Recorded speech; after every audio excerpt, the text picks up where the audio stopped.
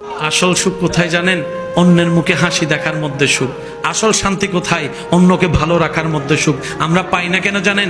আমরা অন্যের মুখের হাসি কেড়ে নিজে হাসার চেষ্টা করি, অন্যকে আগুনে ফেলে নিজে অ্যাসির মধ্যে থাকার চেষ্টা করি, অন্যকে বেইজ্জতি করে নিজে ইজ্জতে থাকার স্বপ্ন দেখি। কখনো পাওয়া যাবে না, কখনো পাওয়া যাবে না। কারণ রবের বান্দাকে, রবের সৃষ্টিকে যে কষ্ট দিবে, রব তাকে কখনো ছাড়বে না, রব তাকে কখনো ছাড়বে না, রব তাকে কখনো ছাড়বে না। রব্বুল আলামিন অতীত বর্তমান সব জানার পরও হাসরের বিচার রেখেছেন। তার অন্যতম একটা কারণ হচ্ছে এই দুনিয়াতে যারা টাকার কারণে বিচার পায় নাই, সম্পদের কারণে বিচার পায় নাই, পাওয়ার না থাকার কারণে বিচার পায় নাই, সম্পদের জুলুমের কারণে অত্যাচারিত হয়েছে, বিচার পায় নাই। আল্লাহ সবাইকে হাসরে নিয়ে বলবে, বান্দা দুনিয়াতে তো টাকার কাছে তোর ন্যায় বিচার হেরে গেছিল, শক্তির সামনে তোর ন্যায় বিচার হেরে গেছিল, জনপাওয়ার না থাকার কারণে তোর পক্ষে কেউ কথা বলে নাই।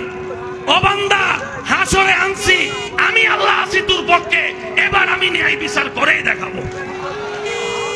আল্লাহ আমাদের সবাইকে বুঝার তৌফিক দান করুক, আমিন।